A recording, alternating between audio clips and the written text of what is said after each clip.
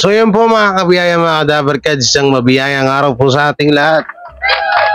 At ito, pag-usapan natin itong pagsupalpal ng isang vlogger kay Attorney Maggie Abraham Garduque. Biruin mo, isang vlogger versus attorney. What? Parang nakakahiya, no? Parang nakakahiya lang. At ito, no, yung nung nakaraan kasi po, 'di ba, nagkaroon ng issue about kay Rochelle Pangilinan na pag-guest niya dun sa The Color Room Noon Time Show. So ngayon, itong ibang mga kasamaan ni Rochelle Pangilinan dati sa Sex Bomb ay pumunta ho or nag-guest sa Itbulaga sa ng TVJ, no? So ngayon, yung ibang mga dancer katulad ni Jopay ay may binitawang isang matinding salita mapatungkol sa utang na loob. At medyo damay-damay lahat dito. Parang pinasadahan ng isang pasadahan lang eh. So yan, syempre bago natin ito simulan, don't forget to like, share, comment, and subscribe sa ating YouTube channel at pindot na lang din po yung bell button para lagi tayo updated sa ating mga video araw-araw. So ito, dito muna tayo magbigay ng dito, wait lang. Eto, sa Kapatid Insider. Sabi niya rito, may kita niyo dyan si screen. Nababahala raw si Attorney Maggie Abraham Garduque, legal counsel ng Television and Production Exponent INC or ang Tape INC na naging pahayag ni Attorney Buko de la Cruz, legal counsel ng TVJ Production ukol sa inaahing petition for preliminary injunction sa Marikina Regional Trial Court or tinatawag na RTC upang pigilan ng halusos lead production firm na gamitin ang pangalang Itbulaga sa kanilang programa. Bakit kaya nababahala? Bakit anong kinakabahala nyo? Ani ni Attorney Maggie sa isang panayam sa Philippines Entertainment Portal or tinatawag na PEP TV or PEP PH na tayo. Tila base daw sa pahayag ni De La Cruz ay pinipressure ng TVJ Camp ang Marikina RTC.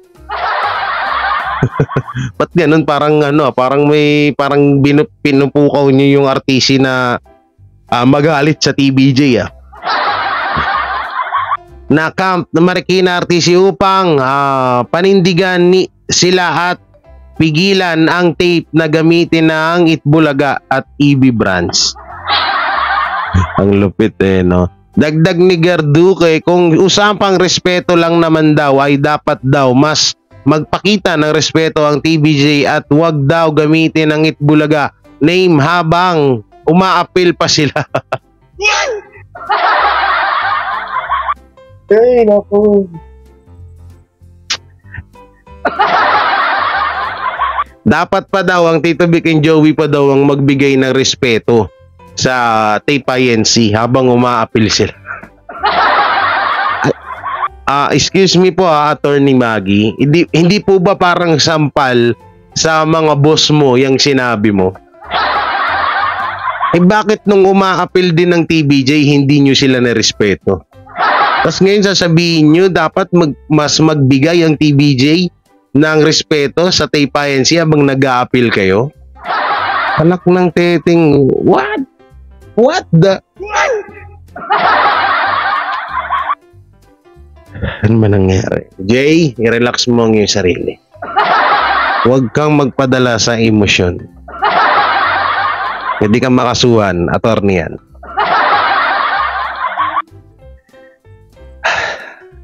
Paro.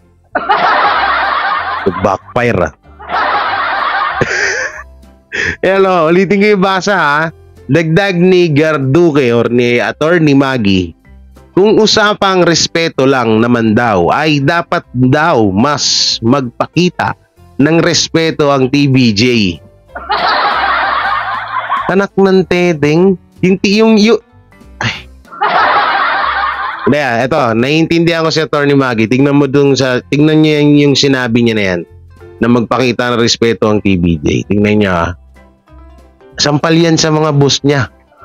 But tsaka ito pa, mismong dito natin napatunayan, na lalong pinatunayan ni Atty. Maggie na matagal na talaga nag-a-adjust sa kanila ang Tito Vic and Joey. Pero mo, sila na nga yung hindi nagmamayari ng Tito Lungit Bulaga, sila pa yung may ganang mag-request ng magpakita pa daw ng respeto ang Tito Vic and Joey sa kanila. Samantalang ang Tito Vic and Joey ang lumika ng Tito Lungit Bulaga, tapos sila pa talaga yung nag-a-adjust at gustong magbigay ng respeto dito sa Taypayensi na to. Anak ng wedding ka naman, Atty. Maggie, oh. Parang di ka naman attorney. Kaya ka nababanatan ng ibang mga vlogger. Ito to yung ibang mga vlogger pag nag-ano sila, yung ibang mga vlogger kapag nagbigay sila ng opinion mapatungkol dito sa kaso na to, mas magaling pa kaysa kay Atty. Maggie. Mamaya may papanoorin tayong isang attorney na napakalinaw ng pagkaka-explain niya dito sa agawan ng trademark na to. No, so dito tayo sa isang video na to. Saan na ba yan? Ito.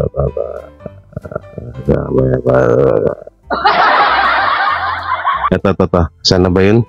Hindi ko na tuloy makita. Dito tayo. Ito. Nasa YouTube pala yun. Ito, tingnan nyo. Pakinggan nyo maigi to.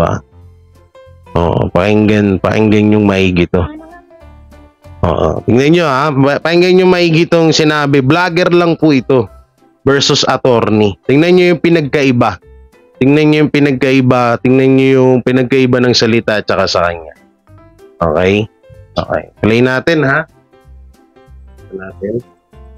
Ng IPO Na-prove nila na si Joey De Leon ang may-ari. Hindi mo naintindihan yun? Ngayon, kayo, binibigyan lang kayo ng appeal kung may ma-appeal. Binibigyan lang kayo ng due process of law.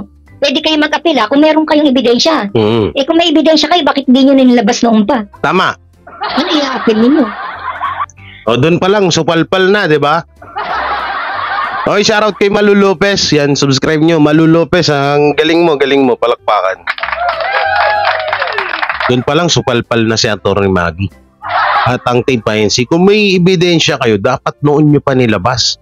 Bakit hanggang ngayon puro kayo apila, tapos wala man kayo makipakitang ebidensya? Nasa inyo talaga ang Tito Lungit Bulaga, di ba? So, ibig sabihin, talagang nag-iimbento lang kayo ng salita, nag-iimbento lang kayo ng kwento na sa inyo ang titulo ng Itbulaga. Okay, tuloy natin.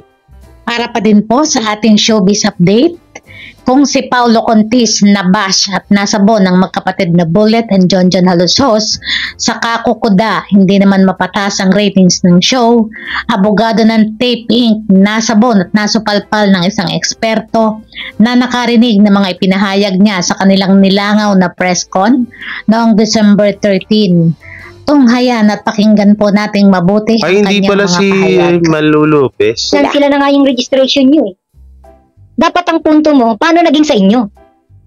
Kung siya nag-create, paano naging sa inyo? Yun ang dapat si Atty. Mike Abi ata to. Sa registration, hindi naman mandatory ang registration.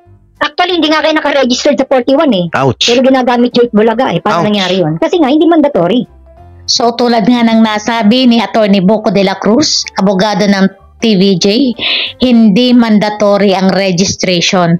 Kung tutuusin, hindi nakarehistro ang Tape Inc. sa Section 41, which is Entertainment Services, pero ginagamit nila ang Itbulaga title. Magpatuloy po tayo. Kaya lang kayo nagpa-registered ng 16, 18, 21, 25 kasi magtitinda kayo. Marami nagtitinda nung noon. Mga Alden, Richards, mga Dals. Kasi ang daming kumita. Ilang naman ang nito para sa inyo. Pero para sa IPO, binibigyan na sila ng go signal. Kaya nga kikinan sila ng adjudication board Binibigyan lang kayo ng kunwari appeal, pero wala namang i-appeal ninyo. Di ba? Wala namang kayong evidence na pinakita. Yun din ang papakita nyo sigurado Di ba? Yun din yun Kahit saan makarating yan, yun din yan. Kasi wala naman kayong, hindi naman kayo creator employer kayo At hindi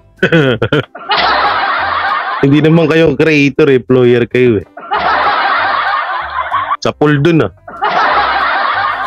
Medyo masakit-sakit yun Attorney Maggie Ewan ko lang kung sino itong nagsasalita na to. Akala ko ito yung may-ari ng channel. Siya yung nagsasalita. Yung pala parang si Attorney Mike Abby ata to. Kasi yung mga datingan na salita, ano to parang si Attorney Mike Abby. Ewan ko lang. Pero ang galing Oo, totoo naman yung mga sinabi niyo Diba? Okay, tuloy natin. May na-approve na employee siya, part yun ng job niya. Kung yun ay part ng job niya, kasi dalawang klase na employee. Isang employee na part niya yung job niya at isang employee na hindi part yun. Kung hindi part yun ng job niya, ay gamitin niya pa yung sa oras ng trabaho, yung resources ng company. Kung hindi part yun ng job niya, sa kanya yung kinompose niya or invento niya. Pero kung part yun ng job niya, as a host, na gumawa ng mga title ng show, mapupunta yun sa company.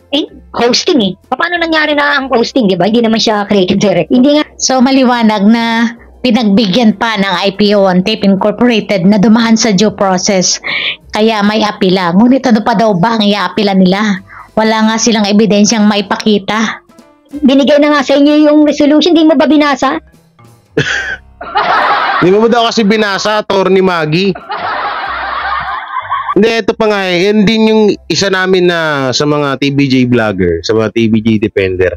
Yan din po yung isa na inisip namin. Ano pa yung may pwede pang ipakita ng tape INC? Kasi paulit-ulit lang Sa IPO, yan din yung pinakita. Iningihan sila ng sapat na ebidensya mapatungkol sa trademark na Itbulaga. Wala man silang may ipakita. Kaya nga binigay na ng IPO yung registration ng trademark na Itbulaga kay Joey De Leon kasi sila nga yung nakapagpatunay na sila talaga yung creator ng trademark na Itbulaga. Samantalang nitong tape INC, wala namang naipakita, paulit-ulit na lang. Kesyo ganito, kesyo puro bunganga lang kung sa madaling salita. Puro bunganga na lang, wala nang sapat na ebidensya, bunganga na lang. Ito mo si Paulo Contis, puro bunganga na lang. Mo, yung ratings nila, di nila mapangat-angat. Yung Colorum Noon Time Show nila, imbis na intindihin niya yung paano mapaangat or madala niya yung kanilang Noon Time Show, wala. Puro lang kasi bunganga.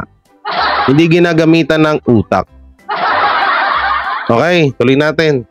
Nagbigay na ng resolution. Decision. Pinirmahan na nga ng IPO Na-prove nila na si Joey De Leon ang may-ari. Hindi mo naintindihan yun? Ngayon, kayo, binibigyan lang kayo ng appeal kung may ma-appeal. Binibigyan lang kayo ng karapatan. Process of law. Pwede kayo mag-appeal kung meron kayo. Oo, alam niyo yung ginagawa ng IPO, totoo, napakaganda rin, Binibigyan sila ng pagkakataon na mag-appeal sila mapatungkol yan sa trademark na nga yan. Kasi karapatan naman din nila yun na mag-appeal sila. Kaso nga lang, ang pangit lang kasi dito sa Tape INC, at lalo na sa mga vlogger ng Tape INC, pag hindi sila napagbibigyan at kapag binabasura po yung pag-a-appeal nila dito sa kaso na to, galit na galit sila sa IPO. May mga patutsada pa sila na binabayaran daw. Nanak ng teting, nung kayo yung pinaburan, wala kayong narinig sa amin Tapos ngayon na si Joey De Leon na yung pinaburan, dami yung pinagsasabi. Siya. Kung may ebidensya kayo, bakit hindi nyo nilabas noon pa? Tama. Ano i-appeal ninyo? Alangan bang aminin ng ATO, mali sila. Kailangan. Kasi isipin nyo lang mga kadaver kads, sa tinagal-tagal na nitong kaso na to, halos mag-iisang taon na nga. Bakit hanggang ngayon po, wala silang maipakita na pinaka-matinding ebidensya na talagang magwa 100% na talaga na sila yung nagmamay-ari ng titulong Itbulaga. Diba? Ang tagal na itong kaso na to, sandamakmak ng pera ang inubos ni Attorney Maggie sa Tape INC. Pero bakit ganun? Wala pa rin silang maipakita. Sa kadahilanan, wala naman talaga silang hawak na ebidensya. Kasi nga, anong hawakan nilang ebidensya? Hindi nga sa kanila talaga ang titulong Itbulaga. Kahit naman sino anong ipapakita nilang ebidensya, wala nga silang hawak. Gawa ng hindi naman, diba, pinagsisigawan nila si Senior Alusos daw ang may-ari ng titulong Itbulaga at nakaisip. O asan? Asan yung ebidensya? Yun yung nga inaantay ng tao at kami din, palagi rin namin sinasabi na asan yung ebidensya? Ba't humahaba lang ng humahaba lang yung proseso ng kasong ng trademark na Itbulaga? Pero bakit wala pa rin na ipapakitang ebidensya itong TPINC at mga halusos na sila talaga yung nagmamayari ng trademark na Itbulaga or ng titulong Itbulaga? Samantalang ang Tito Vic and Joey, kompleto si Ricados. Sila wala hanggang bunganga lang eh. Tapos ang ginagawa pa nila yung sinasabi ng vlogger ng TPINC na ang TBJ daw ay puro sympathy, mind condition, tsaka propaganda. Alam niyo, totoosin yung sinabi niya na yun. Iyan yung ginagawa ng TPINC sa mga manonood nila. Mina-mind condition nila, kumukuha sila ng simpatya ng mga tao at ginagawa nilang propaganda. Yang kapal na mukha nung vlogger ng TPINC, yung kamukha ni Arnold Clavio. si Arn. No, yung si Arn na yung mga pinagsasabi doon ngayon, sila talaga yung gumagawa. No? Ang galing din na strategy nila eh. Yung mga binabato nila sa Tito Vic and Joey, kung iisipin yung maigi, sila talaga yung gumagawa, hindi ang Tito Vic and Joey. Bahala kayo. Kayo nanonood. Tingnan nyo. Obserbahan yung maigi. So tuloy natin to. Yung concrete evidence to prove or meron kayong valid grounds to prove na mali yung decision ng IPO. Wala na ka namang sinasabi. Kahit ngayon wala, sa press conference wala kang maihatag kundi lagi mo sinasabi, ikaw lang nagbibigay ng kahulugan sa kahit hindi naman in registration hindi naman hindi naman mandatory yan sa mga ganyan kaya nga kayo nakakapag bakit kung mandatory yan, di sana hindi nyo ginagamit yung Itbulaga na yan, hindi naman rehistrado yan sa 41. Merchandise lang, pwede lang kayong gumawa ng mga sandok o mga kung ano-ano, pero hindi nyo pwedeng gamitin kung registration na pag-uusapan. Parang niloloko mo pre yung tao Huwag ganun boy, hindi yan mandatory boy, hindi kayo DTI, part lang kayo ng DTI. Yun, tama. Under lang kayo ng DTI. Huwag mong dito na mandatory yan, kahit hindi yan nakarehistro. Basta't alam ng tao, under 168.5 if I'm not mistaken, mamaya papakita natin. Kahit nga hindi nakarehistro, kayo nga hindi kayo nakarehistro 41, ginagamit yung Itbulaga title Actually, dapat registered ka ng 41. Ba't di nyo ginagamit din? Ba't ginagamit niyo? Hindi kayo nakarehistro. At saka, may decision na hindi sa inyo Ginagamit yung Durog na durog dito ang abogado ng Tape Inc. Guys, mas sobrang kawawa dito si Attorney Maggie. Hindi ako sure kung sino talaga yung nagsasalita na yan, pero durog dito Alam nyo, pwede rin naman din naming sabihin itong ganitong mga payag. Kaso syempre nag-aalangan kami, mainit ang mata sa amin Kaya ayaw naman din namin na syempre, alam nyo naman sa panahon ngayon, sobrang kapag nakapagsalita ka ng isang katotohanan, minamasama ng iba. Kapag nagsasalita ka ng real talk sa ibang tao or katotohanan, sasabihin sa'yo or pang susupalpal sa'yo, ay kakasuhan ka. Yun po yung umaano ngayon, yun po yung tawag dito. Ayun yung ngayon na yun yung tinatawag na ginagawa ng TPINC. So mahirap kasi, tutusin kapag halimbawa ako nagsalita nitong sinasabing na nung nasa video na to, ay sure ball tayo, kanabukasan kaso ako.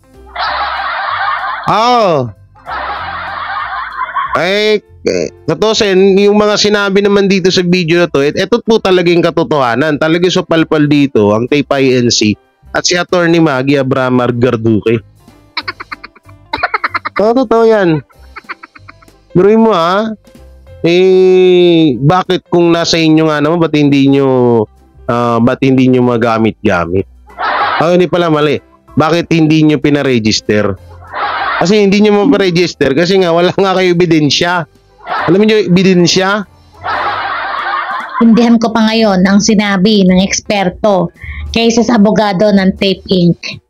Hindi mo kailangang ma-acquire dyan kung ikaw ang Kung ikaw ang may-ari, kung ikaw ang gumawa, ikaw ang nag-design, ikaw ang nag-ano, di ba? Hindi ko malaman kung ano yung pertaining to trademark, title ng Itbulaga pinag-uusapan natin dito, trademark ka ng trademark eh. Hindi title na Itbulaga pinag-uusapan. Iniiba mo yung ano eh, titulo ng show ang pinag-uusapan, which is Itbulaga.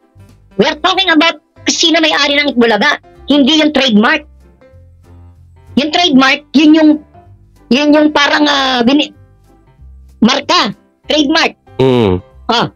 Ano ibig sabihin ng trademark? Marka. Yung symbol yan, di ba? Trademark, symbol, word, or words, legally registered, established by use representing a company or a product. So, mostly, produkto yan, ano?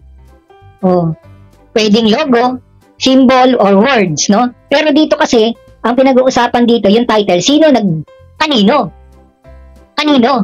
Sino gumawa? Sino nag-invento? Doon muna tayo eh. Kasi ganito yan. Pagdating sa mga ganyan, trademark or invention, composition, unang-unang tanong dyan, sino nag-create? Yun ang unang-una. May nag-create niyan, hindi pwedeng wala yan eh. Tutok sa buho, ano yun? Sino nag-create nun? Diba? Yun muna i-establish natin, sino nag-create. Kayo ba? Hindi naman kayo eh. So, i-establish muna natin yung facts. In-establish natin yung facts. Sino nag-create? Joey De Leon. Payag kayo, hindi? Papayag ka ba si Joey De Leon nag-coin ng word na Itbulaga o hindi? Pag hindi, bakit? Bakit kayo ba gumawa? Siya nga nag-create eh. Siya nag-coin ng word. Establish na tayo ng facts. Pumapayag ba kayo? Pumapayag na nga yung amo mo eh. Na si Joey De Leon na yung nag-create eh. Si Joey De Leon nag-create. Diba maliwanag? Paano ngayon napunta sa inyo? Yun ang antayin mo. Yun ngayon yung palipapaliwanag mo. Saka mo ngayon ipapaliwanag. Kaya yun napunta sa amin. Kahit siya nag-create. Dahil ganito, ganon. Yun ang malinaw. Kaya kayo natatalo kasi yung argument ninyo, pangit. Binabaluktot niyo yung katuwiran eh. Binabaluktot niyo yung katotohanan. Ayun nga yung tinatawag na propaganda. Ang ginagawa kasi ng TPINC, imbis na yung argument kasi nila, nilang ginagawa yung parang sympathy, yung sinasabi ni Arn. Yung pasimpati yan. Tapos pangalawa, yung mind condition. Ayun yung ginagawa ni Attorney Maggie. Ngayon, doon sila napapahamak. Hindi naman ay nako. Hindi naman tatanga-tanga una yung mga netizen, yung mga legit supporters ng Dabarkads. Hindi naman mga buo pulis yan. Para paniwalaan din sila. Yung supporters nila, yun, na ma-mind condition nila yun. Pero yung kami, hindi. Kaya yung IPO din, wala ding maano sa kanila. Hindi rin nila mapaniwala kasi nga wala, laglag doon pa lang sa nila, wala, ngangana. So, mapunta tayo dito. Dito tayo sa isang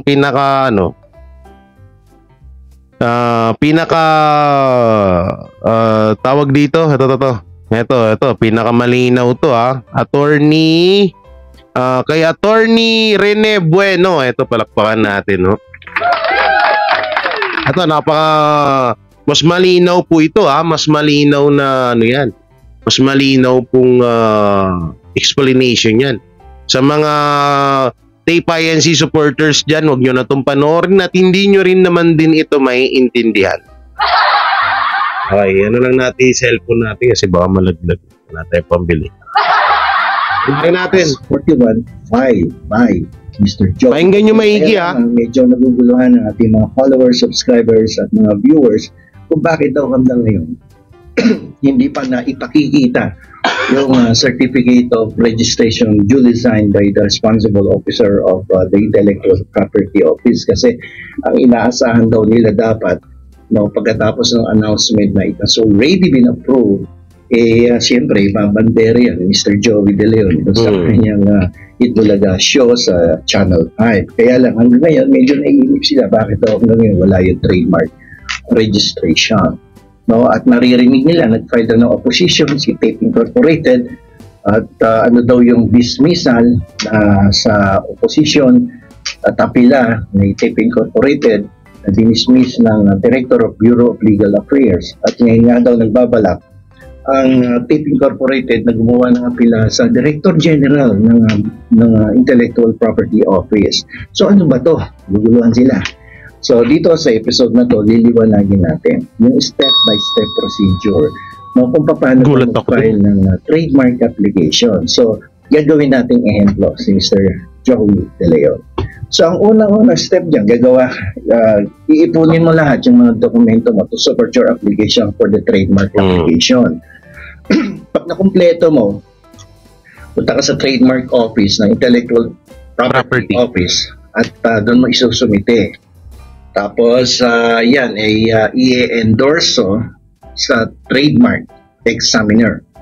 And that responsible officer will now evaluate and assess all the necessary requirements. Kung isumite mo lahat yung important documents, then the trademark examiner will then endorse your application for approval.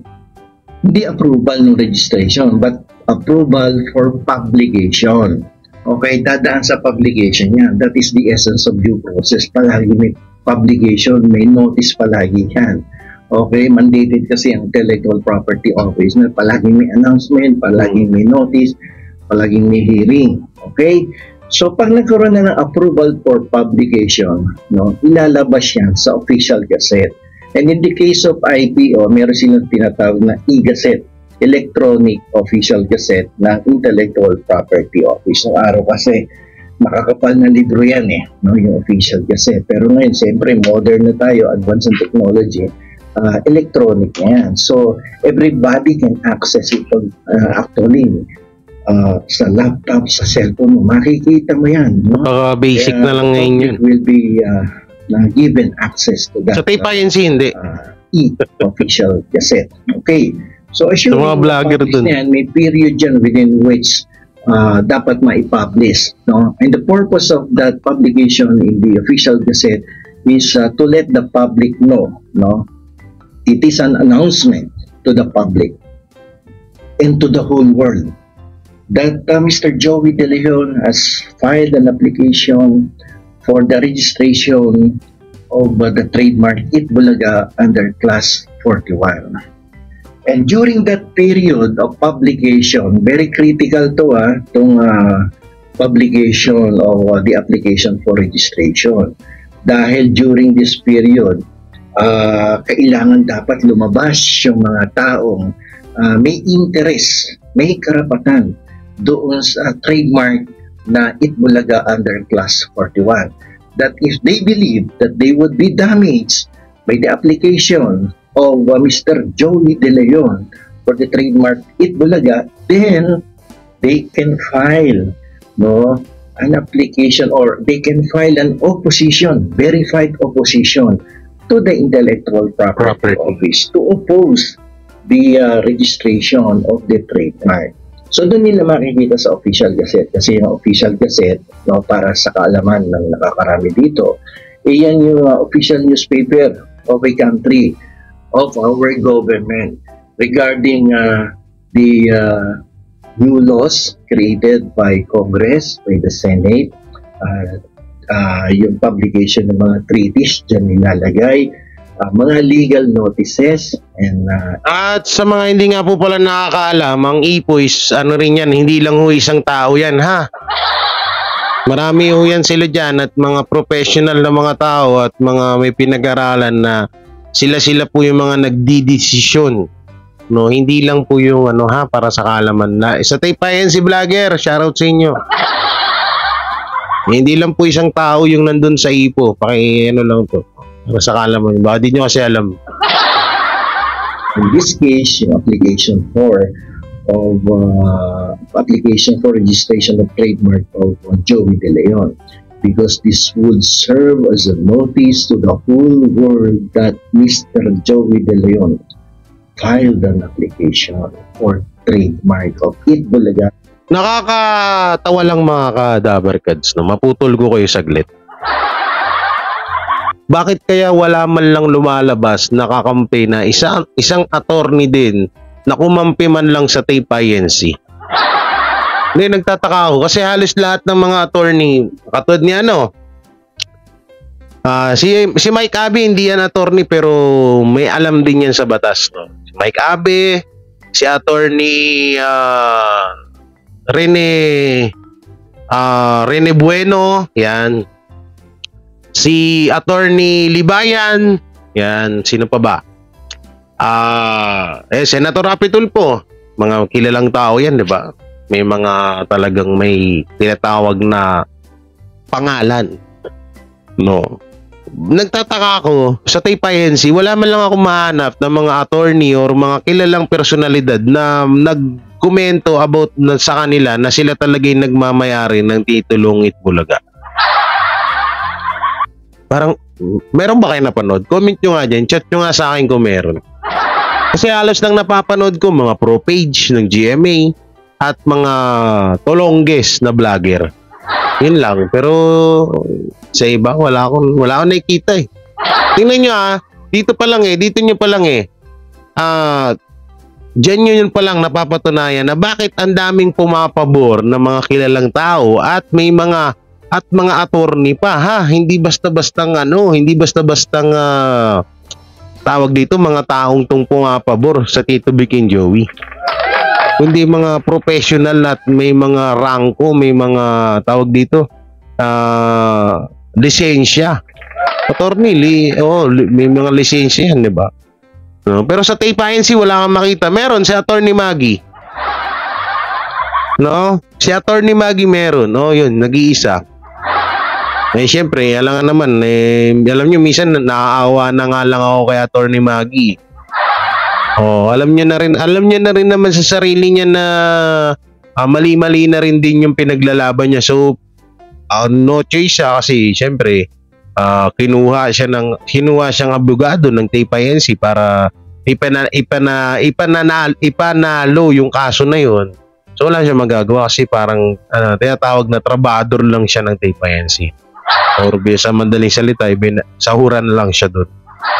So, kailangan niyang gawin yun. So, nag-iintindihan natin yan bilang sa trabaho ng mga attorney, no? Yung nga lang, minsan napaghahalataan na natin nga, yung mga binibitawang salita ni Attorney Maggie, wala na rin sa ayos. Kasi siguro, iniisip niya rin na magsalita na lang ako ng ganito kasi no choice na rin naman. Diba? Kung pansinin nyo, walang kumakampi sa TayPayensi ng mga kilalang personalidad. Sa TVJ, ang dami. Ito mga attorney pa to. So, hindi na natin ito tapusin. Ito, subscribe nyo mga kabiyaya. Wait lang Si 15k subscriber pa lang po siya. Ano nyo naman, Bueno Law and Beyond by Attorney. Tignan ko nga yung channel niya. Attorney Rene Bueno. Okay, subscribe po mga kabiyaya. Ayan. Diyan nyo na lang po panoorin yung full video sa pinanood nyo ngayon. Pinanood natin na video, no? At yung about po kay Jopay, hindi na natin idugtong dito sa ibang video na lang siguro. Sobrang haba na Abangan nyo na lang yung part 2 nito, Kasi may dudugtong din pala ako doon, naalala ko. So, na di umano ay TayPayensi isa-shutdown na. So, mga kabiyaya, mga Dabarkads, ingat po kayo palagi and God bless, and don't forget to like, share, comment, and subscribe sa ating YouTube channel at pindot na lang din po yung bell button para lagi tayo updated sa ating mga video araw-araw. Ingat po kayo palagi and God bless and peace and bye-bye. Sila ang TVJ Defenders. Pagtatanggol ang katotohanan sa mga bashers. Tunay ang kanilang dala, katotohanan talaga. Ano mang sabihin nyo ay di yan sa kanila uubra. Mga salita nyo na di katotohanan. Sila ang patunay na merong katotohanan. Wala silang kinatatakutan, basta nasa tama kanilang paglalaban. Ang TVJ ay kanilang susuportahan. Sila ang defenders na laging nasa likuran. JD Barra, Jake Magnus, Chris Ulo, Tita Messi, sila ang nandyan.